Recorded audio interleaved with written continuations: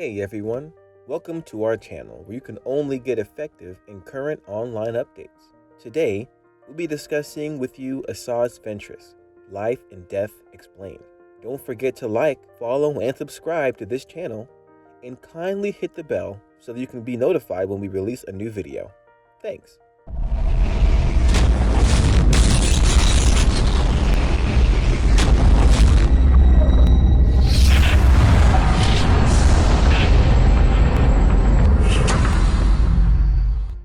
Asajj Ventress was a Dathomirian female who, at various points throughout her life, was a slave, Jedi Padawan, assassin of the Sith, Night Sister, and bounty hunter. In the final decades of the Galactic Republic's reign, Ventress was born into a clan of Force-sensitive Night Sister witches led by Mother Talzin on the planet Dathomir. Early in her life, her coven was forced to surrender Ventress to the criminal Halstead, who spirited Ventress away from her sisters to the war-torn world of Ratatak, where she was raised as a slave in his service. She was orphaned when her master was killed by Weequay pirates, but was later discovered by the Jedi Knight Kai Narek, who was stranded on Ratatak and waging a battle against the pirate marauders. Narek raised Ventress and taught her to use the Force in the ways of the Jedi Order, and together, they protected the people of Ratatak and fought back against the predatory attacks of pirates and warlords. After a decade of helping the local population, Ventress was orphaned once more, when Narek was killed by pirates seeking to end the Jedi's crusade on their world.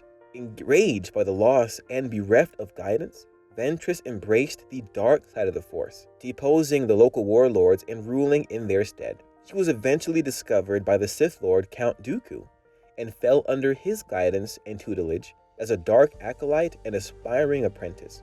Asajj Ventress has earned a reputation as a unique and memorable villain, especially considering the wide variety of exceptional villains in the Star Wars universe. Her status as a fan favorite ensured that she always escaped justice to torment the Jedi anew. And Star Wars, The Clone Wars, quickly made her a go-to adversary to give any hero more trouble than they could handle. And yet, the circumstances of her death, canonical but unseen on screen, are shockingly heroic. Asajj's demise is a twist that enriched her already strong credentials as an adversary.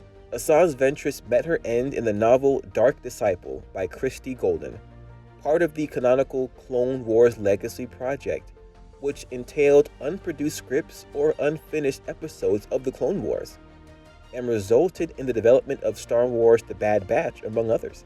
The book formally paired her with another Force user with more moral shading than might have first appeared, Quinlan Vos, a Jedi Master who wasn't afraid to flirt with the dark side. Their union and eventual results were very much in keeping with the dual nature of the Force. From her spectacular intro in the animated Clone Wars shorts onwards, Ventress was depicted as a savage, cunning, and merciless. She was happy to murder those who stood in her way, and attacking foes like Anakin Skywalker and Obi-Wan Kenobi with ruthless abandon. And yet, she also forms temporary alliances with them from time to time, usually when they shared a common foe. The most prominent example was in Star Wars The Clone Wars Season 4, Episode 22, Revenge, when she and Obi-Wan joined forces to battle Darth Maul and Savage Opress. Ventress engaged in similar alliances with both Anakin and Ahsoka Tano, and ultimately broke from the Sith to become an independent bounty hunter. Dark Disciple took those proclivities in new and deeper directions by introducing Vos to Ventress. The Jedi Master was himself willing to dabble in the shadows in the name of a perceived greater good. They met in the name of a common cause to assassinate Count Dooku, only this time the consequences were far greater. Vos and Ventress grew incredibly closer to one another in the novel, moving from allies to partners, to mutual teachers to lovers.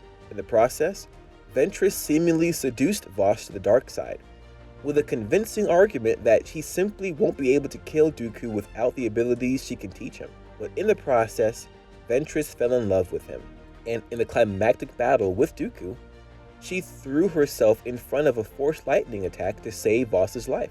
It was an act of absolute selflessness, perhaps the only one she ever made. Moved by her sacrifice, Vos renounced the dark side and affirmed his commitment to the light. The act also entailed a mea culpa for the Jedi Order, who ordered Voss to assassinate Dooku in violation of Jedi ethics. Ventress would have doubtless approved of her foes in the Order being forced to confront their own hypocrisy, and she'd earned the respect of Obi-Wan, who castigated his fellow Jedi for their moral failings before helping Voss bury her on her homeworld. Ventress's death shares a few similarities to Darth Vader's death 20 years later. Both villains were lost souls who saw the light at the very end and ensured that their last act was a selfless one. Neither character atones strictly, but their deaths take on a grace lacking in more two-dimensional villains and quietly affirm a message common to Star Wars: everyone is capable of redemption. We've come to the end of today's video. Thanks for watching.